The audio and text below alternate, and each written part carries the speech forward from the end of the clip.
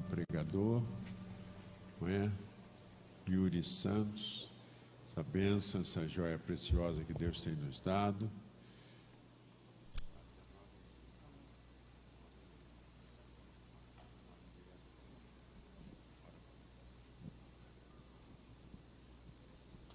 Pai, em nome de Jesus, Senhor, nesta primeira noite de domingo, Senhor, o primeiro domingo do ano, a primícia, Senhor, da Tua palavra, pedimos, Espírito Santo, que Tu use o Teu servo de uma maneira sobrenatural. Senhor, que o Senhor cresça e que Ele diminua. Pai, nós viemos aqui para ouvir a Tua voz e nós ouviremos. Abençoa o Teu Filho, Senhor. Cobre ele com o Teu sangue, esconde o Teu servo atrás da Tua cruz e manifesta a Tua graça e a Tua misericórdia sobre nós. Em nome de Jesus. Amém. Obrigado, irmão. Glória a Jesus. Abra sua Bíblia de novo, né? Está na igreja, tem que abrir Bíblia. Evangelho de João, capítulo de número 4. Evangelho de João, capítulo de número 4, nós vamos ver a partir do versículo 1. João 4, versículo 1.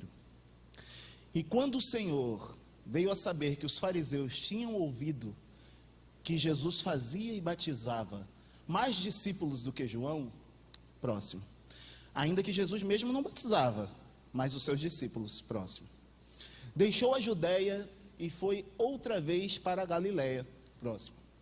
E era-lhe necessário passar por Samaria. Foi, pois, a uma cidade de Samaria, chamada Sicar, e junto da herdade que Jacó tinha dado ao seu filho José, e estava ali a fonte de Jacó. Jesus, pois, cansado do caminho, assentou-se junto da fonte. Era isso, quase a hora sexta. Veio uma mulher de Samaria tirar água.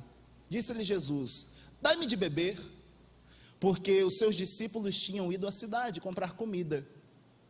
Disse-lhe, pois, a mulher samaritana: como, sendo tu judeu, me pedes de beber a mim, que sou mulher samaritana? Porque judeus não se comunicam com os samaritanos. Jesus respondeu e disse: se tu conheceras o dom de Deus, e quem é o que te diz, dá-me de beber, tu lhe pedirias e ele te daria água viva.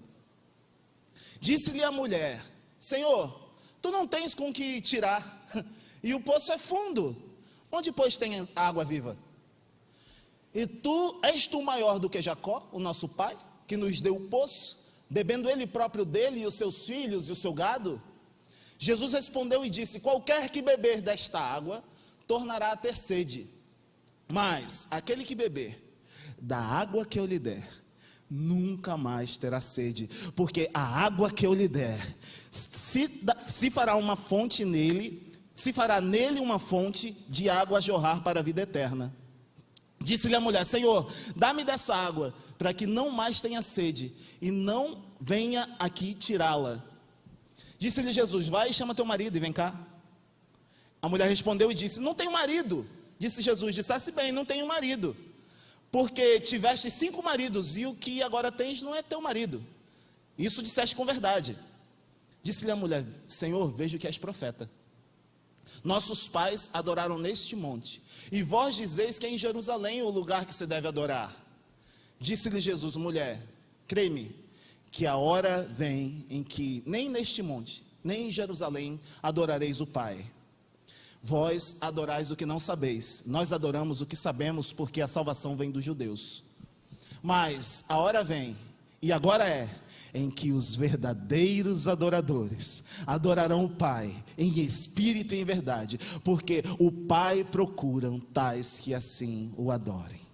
Senhor meu Deus e Pai, muito obrigado, Jesus, pela Tua graça, muito obrigado pelo dom da vida, muito obrigado por essa palavra. Muito obrigado, Jesus, porque sou sabedor de que não tenho o que oferecer à Tua igreja. Senhor, ainda que receba palmas, aplausos, ainda que o sabor da palavra seja mais doce que o puro mel, Eu tenho ciência de que sou apenas o garçom e não o mestre que faz a comida. Não sou, ó Pai eterno, nem na cozinha trabalho. Sou apenas o serviçal que serve aquilo que já veio pronto. Senhor, em nome de Jesus, prepara o coração de cada pessoa que aqui está para receber a Tua palavra. Em nome de Jesus. Amém e amém. Meus irmãos, o Novo Testamento, assim como a Bíblia, ele tem algumas divisões. A Bíblia, no geral, ela é dividida em Antigo e Novo Testamento, ou Antiga e Nova Aliança. E no Novo Testamento, quando nós pegamos os evangelhos, nós temos também uma discriminação entre eles, que são os evangelhos sinópticos, ou seja, aqueles evangelhos que são parecidinhos, e temos o evangelho de João. É o único que não aparece como sinóptico. Quando nós observamos o texto de João, diferente dos demais, alguns outros evangelhos iniciam-se com "e fulano gerou ciclano, que gerou. O evangelho de João, ele começa assim: no princípio era o verbo, e o verbo estava com Deus, e o verbo era Deus. O evangelho de João, ele aponta para Jesus como o Filho de Deus, aquele que, sem que fosse por ele, nada teria sido feito, e que tudo que foi feito por causa dele. Se você está aqui hoje, é por causa dele. Se a tua família, ela anda e caminha da forma como tem caminhado na presença de Deus, é por causa dele. Ainda que você esteja passando por lutas, dificuldades, tribulações, fica tranquilo, porque ele está do teu lado. Ainda que você esteja chorando, ainda que esteja acontecendo situações que você não consegue descrever, não tem para onde recorrer, fica tranquilo, porque o fundo do poço é o lugar onde você, a única opção que tem é olhar para o alto. E quando você olha para o alto, você tem a visão de um Pai que tem cuidado de você nos mínimos detalhes. Quando nós atentamos para o evangelho de João, ele começa dizendo que no princípio era o verbo estava com Deus, e o verbo era a luz dos homens, e os homens não a compreenderam, né? E vai dizendo que a vida estava nele, o zoer, a vida, toda forma de vida se encontra nele. Aí nós começamos a percorrer até que chegamos nessa história. E essa história começa dizendo que havia uma discussão entre os fariseus. E essa discussão era o seguinte: peraí, Jesus, a gente já tinha João Batista que ficava chamando a gente de víbora, de tudo que não prestava. Agora tem um que está chegando que está batizando mais que ele. A Bíblia diz que quando Jesus observa essa discussão de quem que está batizando mais, o que está acontecendo mais, qual ministério que está crescendo mais, aquilo que está acontecendo, quem que está prosperando mais, quem que está prosperando menos, se o vizinho comprou um carro maior, se comprou um carro menor, Jesus simplesmente sabe disso, vira as costas e vai para Galileia, sendo necessário passar por Samaria. Aí eu tenho a primeira instrução de Deus para a tua vida nessa noite. Você fazendo ou não, vão falar. Você fazendo ou não, vão criticar. Então se levante, se coloque na posição, porque Deus quer te usar nesse tempo com obras que você não tem noção daquilo que Deus vai fazer na tua vida. Ah, pastor, mas vão falar de mim que eu estou querendo aparecer. Não tem problema, Deus ele sonda o teu coração, e se tiver que aparecer, é Deus que vai te colocar lá para você aparecer, para a obra dele crescer e para a obra dele expandir. Ah, pastor, mas se eu não fizer nada, vão dizer que eu não estou fazendo nada. Não tem problema, faça como Jesus. A discussão está aqui, então eu vou para cá, eu vou fazer a obra, eu vou evangelizar, eu vou fazer o que é melhor para Jesus, porque aqui eu estou seguro pelo Pai. Jesus não procura entrar em contato com ele, Jesus não procura saber, discutir, não, nada disso. Se lá no teu trabalho estão querendo puxar o teu tapete, trabalha melhor ainda, porque vai vir promoção para você em nome de Jesus. Se estão querendo armar contra você, fica tranquilo, se afasta, trabalha mais ainda, porque Deus vai honrar. Deus não tem compromisso com preguiça nem com fofoca. Deus tem compromisso com um trabalho bem feito, amém? E a promoção vai chegar, o dia vai chegar, a bênção ela está batendo a tua porta. Jesus ele se volta e vai para Galileia. Mas ele não só vai para Galileia, como a Bíblia diz que era necessário passar por Samaria. Embora não implique o porquê que era necessário, mas diz que era necessário.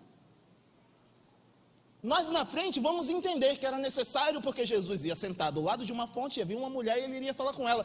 Mas nem a própria mulher sabia que Jesus passaria por ali naquele dia, pegar aquela água, daquela situação. Nem aquela mulher saberia que o nome dela 2000 anos depois, que a história dela 2000 anos depois seria contada. Ela não sabia, assim como eu e você, nós sabemos o início da nossa história, mas não sabemos o dia em que Jesus vai passar por Samaria e vai mudar a história, e vai gerar água viva, e vai fazer com que o milagre aconteça, para que todos vejam quão grande é o teu Deus. Era um dia como outro qualquer, um trabalho como outro qualquer, um dia trivial. Mas aquela mulher estava indo buscar água. E a Bíblia diz que era a hora sexta. Era hora de calor, hora de quentura. E eu venho do Nordeste, eu sei que é calor, gente. Aliás, eu nasci aqui, fui criado no Nordeste, eu sei que é calor. Como diz a história, andar embaixo dos coqueiros, coqueiro borbulhando. Tanto calor que fazia. Um pouquinho de exagero. Mas, nesse calor, essa mulher, ela vai buscar água. E não era com um balde de plástico, igual a gente usa, não. Era balde de jarro, de barro. Imagina, irmã. Botar um balde de barro na cabeça, cheio d'água. E para ir para buscar lá, num horário que as virgens, as moças, não iam, porque elas iam pela manhã. Essa mulher, ela foi numa parte da tarde. Ela foi na hora do sol mais escaldante, talvez para não ser reconhecida, talvez para não tropeçar. Se hoje, né? Conjectura minha, quem mora em cidade pequena, todo mundo se conhece, imagina naquela época, a mulher que já teve não sei quantos maridos, como que não era? Como que a sociedade não encarava? E ela vai numa hora que não vai ter ninguém, a água toda remexida, porque de tanto tirarem a água, o que acontece com o fundo do poço?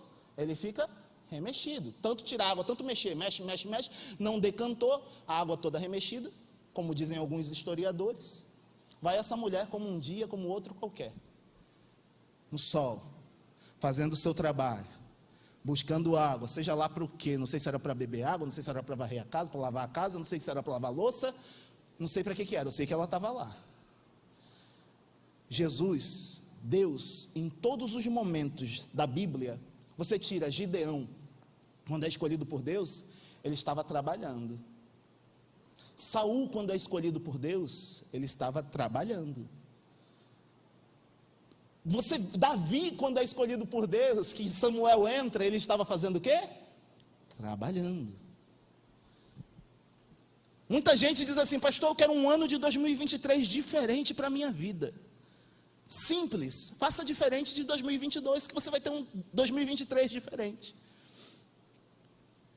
Pastor, eu fiz campanha ano passado para o emprego, não consegui, mas como que era essa campanha? Então, de manhã eu acordava 7 da manhã, ia para o monte, saía do monte, quando era culto ao meio-dia, eu ia para o culto ao meio-dia, quando era de tarde, eu ia no culto que tinha na tarde da bênção, depois de noite eu ia para o outro culto, isso 7 dias da semana e não consegui um emprego. Por que será? Porque não foi entregar o currículo, gente. Por que será? Deus não está olhando para mim. Pastor, meu filho está tão rebelde, de misericórdia, o menino não quer saber de obedecer, não quer saber de nada, como que é, irmã? Não, porque todo dia na igreja eu estou fazendo, estou acontecendo, eu faço isso, a irmã faz parte de qual ministério? Eu faço parte dos 25 ministérios da igreja. Ô, bênção, glória a Deus. Mas e aí? Mas o menino não quer saber de nada, também ele fica com quem? Não, deixa ele de manhã com a tia, aí vou para o culto de manhã, aí depois eu deixo ele com a prima, aí vou não sei onde. 2023 tem que ser diferente. Para que nós tenhamos um 2023 diferente, temos que ter atitudes diferentes. Aquela mulher podia realmente ter uma vida toda torta. Ela podia ter passado por situações difíceis, podia ter sido defraudada, humilhada por muitos. Mas, ainda assim, ela estava lutando, ela estava buscando água, ela estava indo atrás, ela estava correndo. E Deus me trouxe aqui nessa noite para dizer para você: o teu fim ainda não foi determinado. E melhor é o final das coisas do que o início delas. Você conhece o teu início, mas você ainda não chegou ao fim. Se não chegou ao fim, é porque as misericórdias do Senhor, elas se renovam toda manhã. Se você acordou hoje, tem uma página em branco novinha para você escrever. Se você acordou hoje, é porque Deus te dá a oportunidade de fazer diferente. Assim como aquela mulher acordou, mesmo com toda aquela situação contrária, com aquele peso, ela foi lá, todo dia lá. Até que nesse dia, ela tem um encontro com Jesus. Interessante que Jesus, quando vai falar com ela, porque não era normal um homem falar sozinho com uma mulher, quem dirá um judeu com uma samaritana, porque eles tinham briga. Para você ter noção, os samaritanos, logo após a morte de Jesus, alguns anos, eles defraudaram o templo de Jerusalém, colocando ossos lá dentro. E você sabe que um judeu, ele tem dificuldade de pegar em coisas mortas, principalmente os nazireus. Eles pegaram ossos e jogaram dentro do templo de Jerusalém. Tamanha afronta, tamanha guerra que eles tinham uns com os outros. Então eles não se gostavam. Jesus, conhecendo o histórico daquela mulher, sabendo tudo que ela tinha passado, ele encontra com ela e poderia dizer: você está em pecado? Eu sou Jesus, eu sou aquele que criou o céu e a terra, o alfa, o ômega, início e o fim. Eu vim aqui para dizer para você que você está toda errada. Não, ele fala assim: você pode me dar água? A forma como nós lidamos com os outros diz muito sobre a forma como nós estamos lidando com Deus.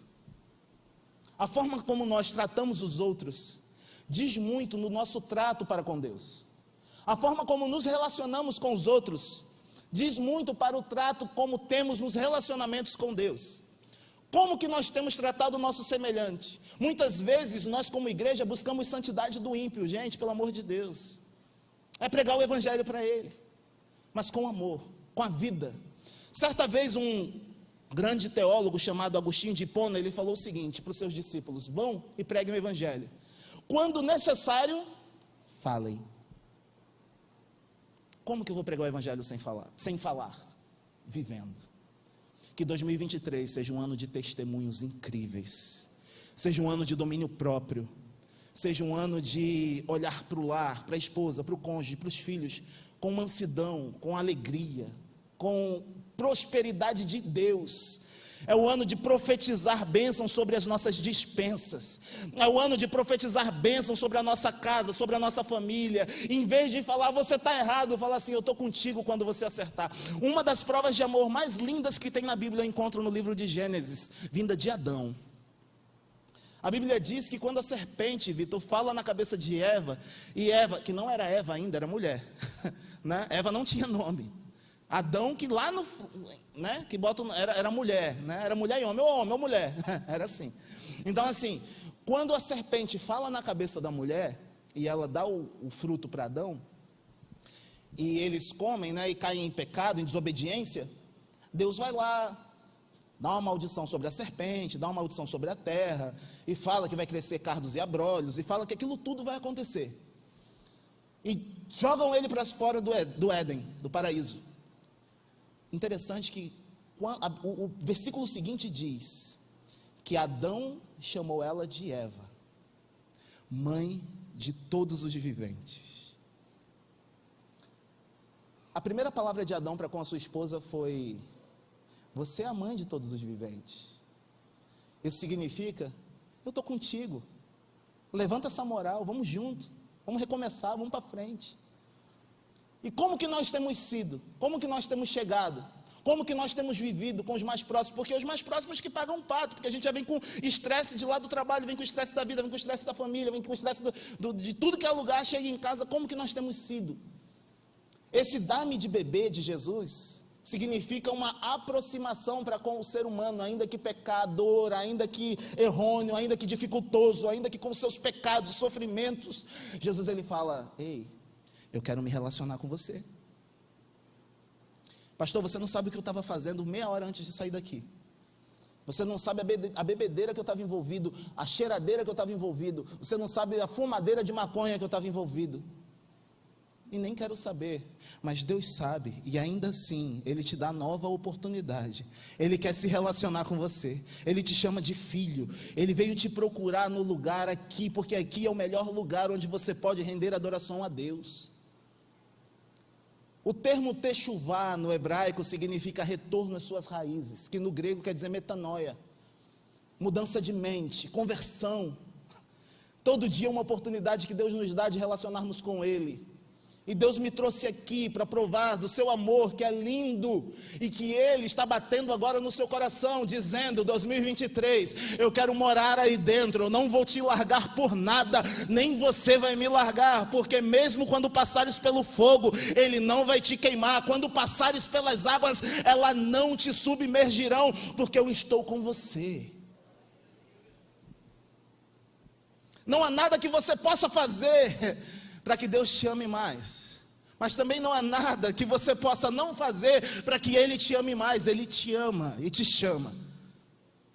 Eu estou falando para a gente aqui, eu tenho certeza que o Espírito Santo está dando resposta ao coração de muita gente que saiu e voltou e falando: Deus, se o Senhor não falar comigo hoje, naquele culto, Eu não volto mais. E Deus está falando, então você vai voltar e vai ficar e vai morar, porque hoje é o dia que eu escolhi para falar com você aqui nesse lugar. Nisso, Jesus bota os discípulos para comprar comida. Vocês estão com fome? Então vai comer. Me deixa aqui sozinho. E vai até ela e fala, dá-me de beber. Ela fala, mas como você pode me pedir de beber se você é judeu? Você é altivo, você quem sabe onde adora, você que tudo, você que nananana, e está me pedindo de beber? Ele fala, se você soubesse quem te pede. Esse texto nos ensina o seguinte: Deus não te pede nada que não possa te devolver em dobro. Deus não te pede nada que não possa te entregar sobrenaturalmente. Interessante que, fazendo um link com aquele jovem vivo, aquele jovem rico, né? Jesus encontra com ele e diz, ele diz, o que é que eu posso fazer para herdar a vida eterna? Jesus fala, cumpre os 10 mandamentos. Ele fala, mas isso eu já faço desde a minha meninice. Jesus fala, falta-te uma coisa. Esse falta-te uma coisa, ele é mais profundo do que praticamente todo o texto. Porque aquilo que você já tem, o talento que Deus já te deu, foi Ele que te deu, Ele não vai te cobrar isso. O que Ele vai te cobrar é aqueles 10 minutinhos de oração que você chega cansado do trem, do metrô, da van, e vem de lá do Rio, acorda cedo de madrugada, e quando volta, está cansado que não aguenta mais, aquele momento de sacrifício, é o momento que Deus está falando, é isso que te falta, e eu estou com você, e eu quero que você me entregue isso. Às vezes vale muito mais do que uma vigília inteira, vale muito mais do que um congresso inteiro, aqueles minutinhos, porque são minutinhos sagrados, sacrificiais. É o que nos falta, Senhor, o que me falta? Sempre quando nós viramos o ano, nós temos o costume de colocar, eu vou emagrecer, eu vou fazer isso, eu vou comprar isso, eu vou desfazer daquilo, eu não vou mais gastar, eu não vou mais fazer isso, não vou fazer aquilo. Senhor, está aqui o meu projeto, abençoa. Mas quantas vezes nós falamos assim, Senhor, a folha está em branco, o que o Senhor quer que eu escreva aqui? Senhor, eu não escrevi nada, porque todas as vezes que eu escrevi, eu me frustrei. Todas as vezes que eu tentei do meu jeito, não deu certo. Mas e para esse ano? Eu vou fazer diferente. O que o Senhor quer que eu escreva aqui? O que o Senhor quer que eu coloque aqui? Quais são os projetos do céu para a minha vida nesse ano de 2023? O que me falta? Não é? Ela fala, como você pode me pedir água, sendo tu judeu e eu samaritano? Jesus fala, se tu soubesse quem te pede, eu te daria água viva. Senhor, como que eu vou te dar isso aqui se eu não tenho? Como eu não tenho nada? Igual aquela mulher do pouquinho da farinha, né? Fala, eu não tenho como te fazer um pão, um bolo, eu só tenho um pouquinho que eu vou comer com meu filho, eu não tenho como. Igual aquele cego, o paraplégico lá do tanque de Betesda, quando Jesus fala, você quer ficar são? Ele diz, mas também, Senhor, não tem como, porque não tem como, não tem.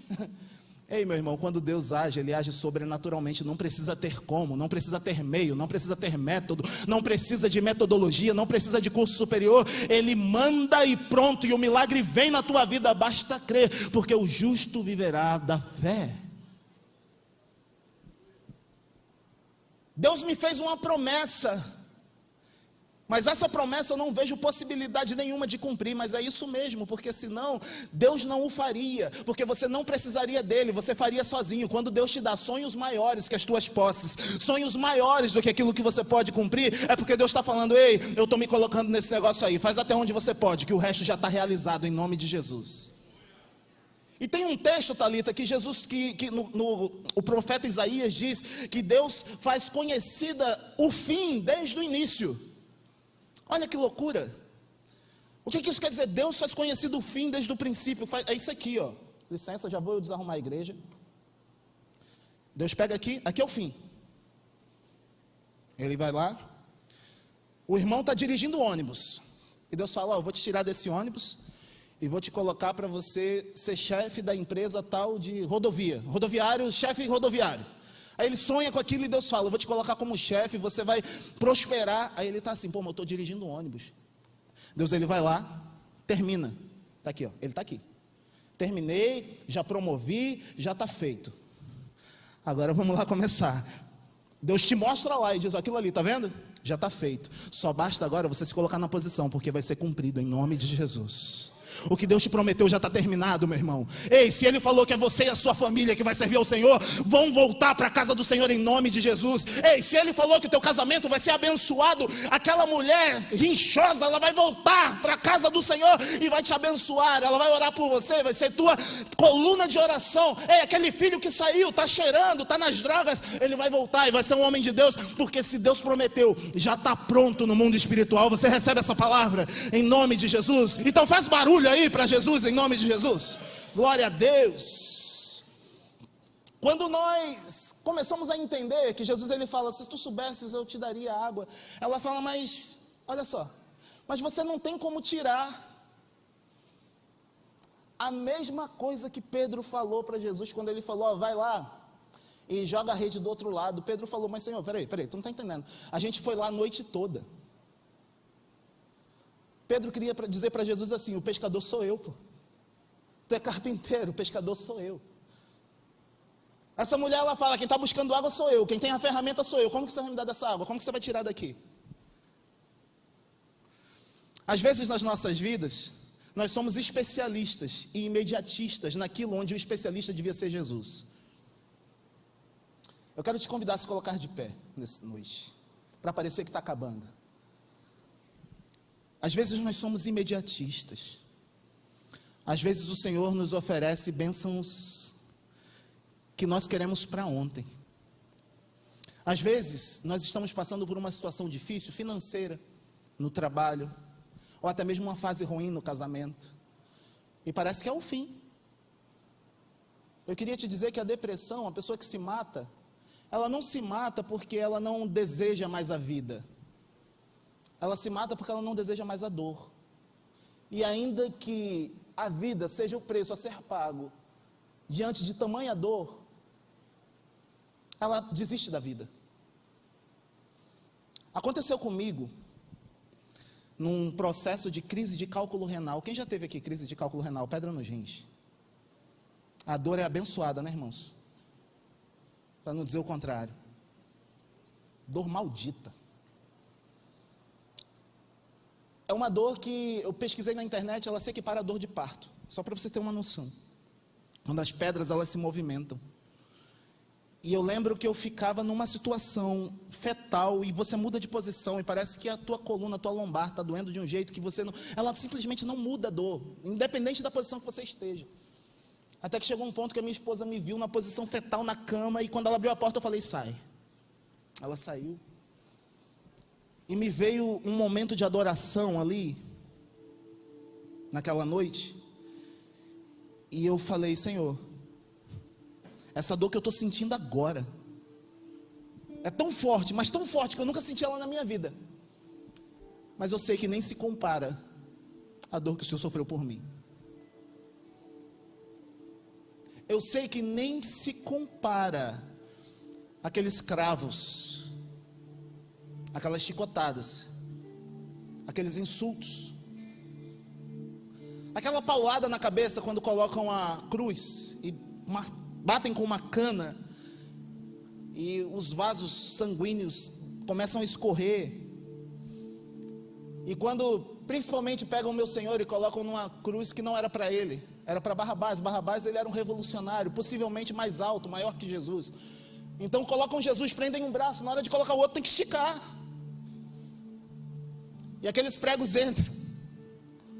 E eu naquela dor, sentindo e falando assim, minha esposa, vamos para o hospital. Por incrível que pareça, eu falei, não, eu quero ficar aqui mais um pouquinho, para eu poder entender um pouco do que meu Senhor sofreu, até a morte por mim.